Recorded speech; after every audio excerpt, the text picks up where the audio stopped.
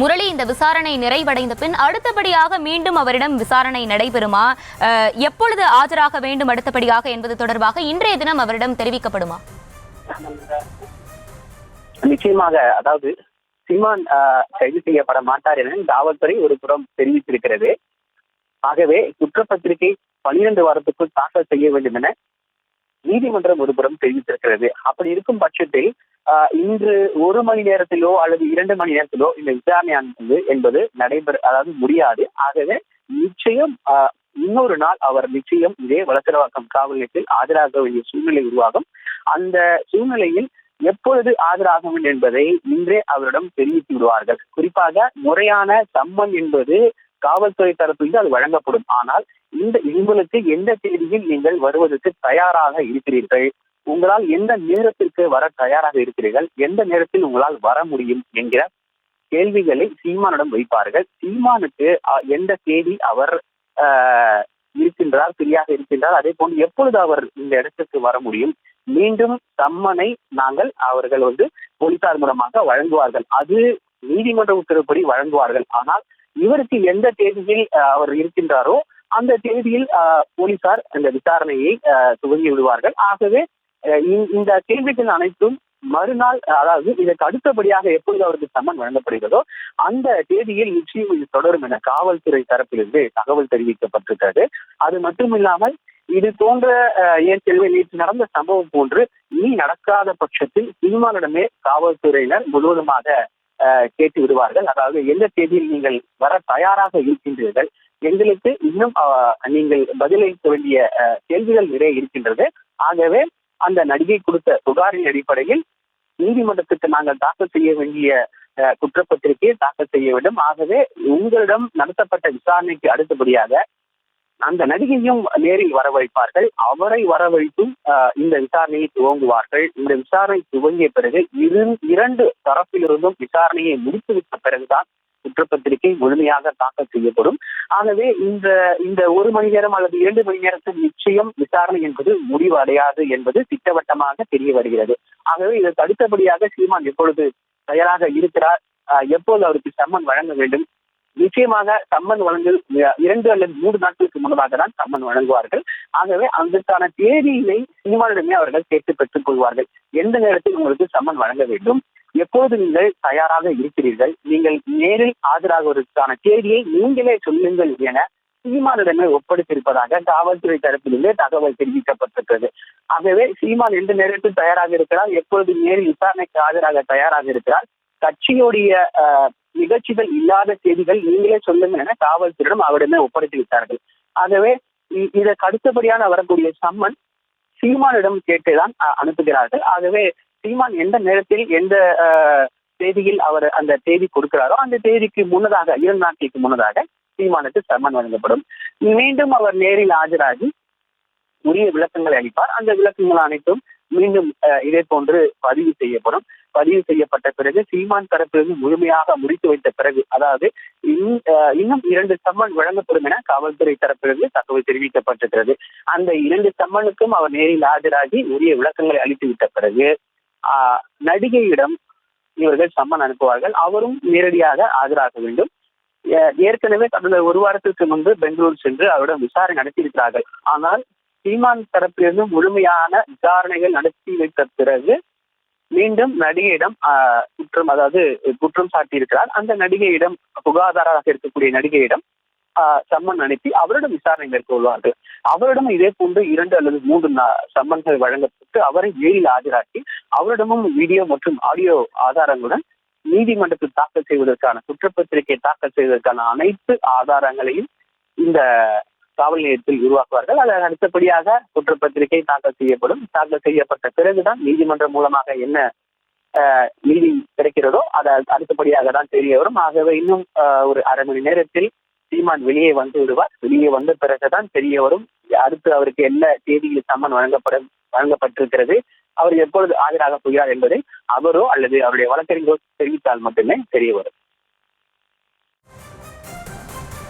முரளி, கிட்டத்தட்ட 1 மணி நேரத்திற்கு மேலாக விசாரணை நடைபெற்று வரக்கூடிய நிலையில் இன்னும் எவ்வளவு நேரம் நீடிக்க இருக்கு? நிச்சயமாக விசாரணை பொறுத்தவரை சரியாக நேரம் குறிப்பிட முடியாது. இவர்கள் காவல்துறை நமக்கு சொன்ன தகவல் படி 2 மணி நேரம் விசாரணை என்பது நடைபெறும் என தெரிவிக்கப்பட்டிருக்கிறது. அதன் அடிப்படையில் சரியாக 10 மணி அளவில் தான் சீமான் வலசரவாக்கம் காவல் நிலையம் உள்ளே சென்றிருக்கிறார். உள்ளே சென்று எடுத்தவுடன் அவரிடம் கேள்வி பதில்கள் என்று போகாமல் அவரிடம் நிச்சயம் உரையாடி இருப்பார்கள். ஏற்கனவே நடந்த விஷயங்கள், அதாவது வீட்டு வாயில் நடந்த விஷயங்கள், காவல்துறையினரும் அவருடைய காவலரிடம் நடத்தப்பட்ட விஷயங்கள் அனைத்துமே உரையாடப்பட்டிருக்கிறது. இது போன்று செய்திருக்கலாமா என சீமான் ஒரு கேள்வி எழுப்பியதாக ஒரு தகவல் வெளியாகி இருக்கிறது. ஏனென்றால் அந்த காவலாளி முன்னாள் எல்லை பாதுகாப்பு படை வீரராக பணியாற்றியிருக்கிறார். அந்த நபரிடம் இது போன்று அத்துமீறலில் காவல்துறை ஈடுபட்டிருக்கலாமா என்கிற பல்வேறு கேள்விகளை சீமான் வைத்திருக்கிறார்.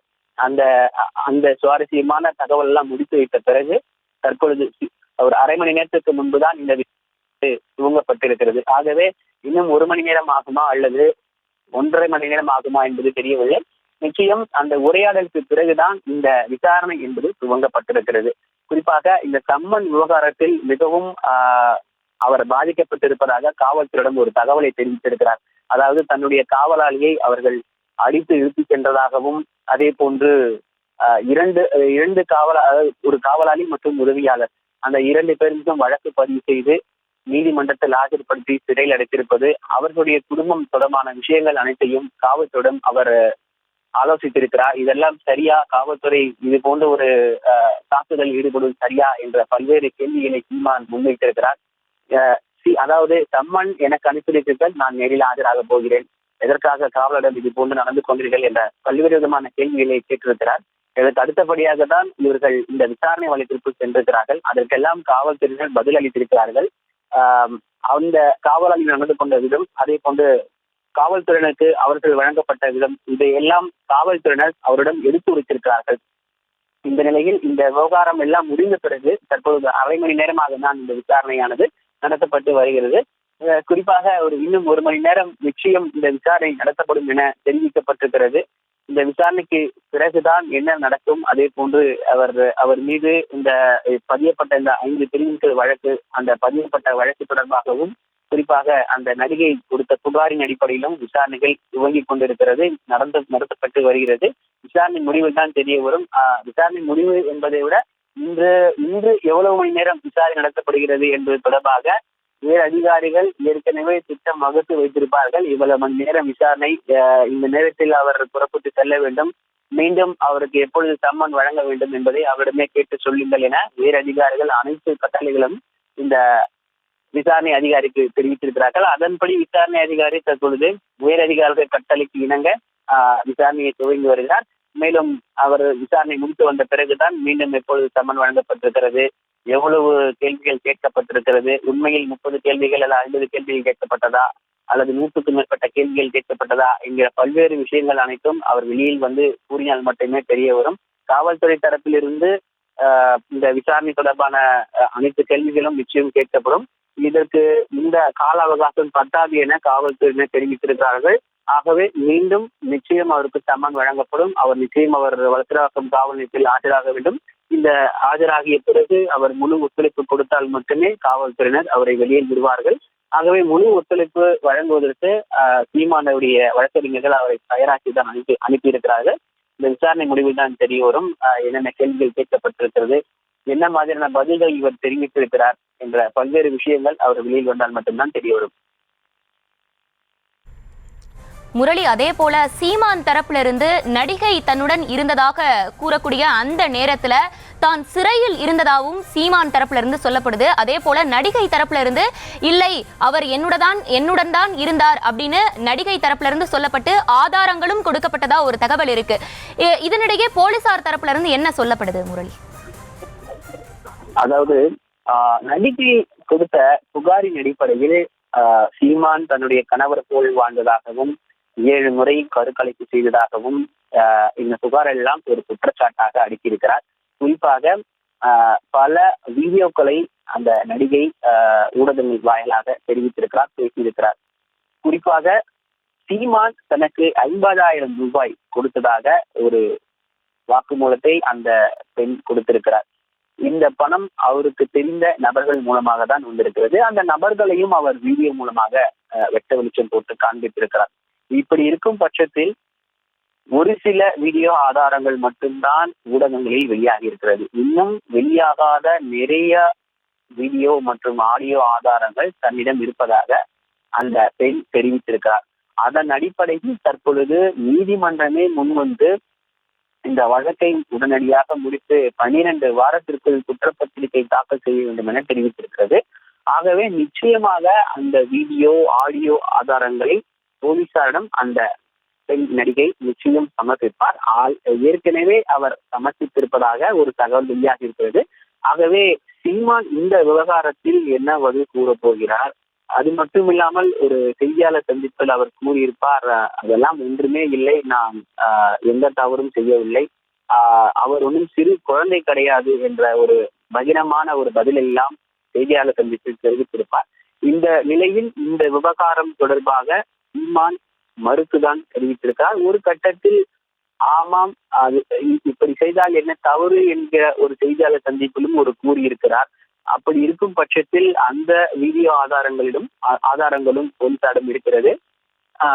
அந்த பெண் நடிகை கொடுத்த ஆதாரங்களும் பகிரங்கமான ஆதாரங்கள் எல்லாம் போலீசாரிடம் இருக்கிறது. ஆகவே இந்த முறை சீமான் அதற்கான பதில் அளிக்க வாய்ப்பு இல்லை. ஏனென்றால் ஊடகங்கள் வாயிலாக தெரிவித்த அந்த வீடியோ மற்றும் ஆதாரங்கள் எல்லாம் குறைவாகத்தான் இருக்கின்றது. ஆனால் போலீசாரிடம் அவர் முக்கியமான வீடியோ மற்றும் ஆடியோ ஆதாரங்கள் சமர்ப்பித்திருப்பதாக காவல்துறையினர் தகவல் தெரிவித்திருக்கிறார்கள்.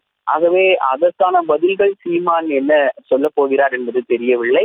வழக்கறிஞர்கள் நிச்சயமாக அவரை தயார்படுத்தி அனுப்பியிருக்கிறார்கள். இதற்கு இந்த கேள்வி கேட்டால் நீங்கள் பதில் அளிங்கள், இந்த கேள்வி கேட்டால் இந்த பதில் கூறுங்கள், ஒரு சில கேள்விகளுக்கு தனக்கு தெரியாதென மறுப்பீடுகள் என்ற பல்வேறு விதமான அவரை தயார்படுத்தி தான் அனுப்பியிருக்கிறார்கள். இருப்பினும் அந்த வீடியோ ஆதாரங்கள் ஆடியோ ஆதாரங்கள் அடிப்படையில் நிச்சயம் போலீசார் அவருடைய கிறுக்குப்பிடி கேள்விகள் நிச்சயமாக இருக்கும்.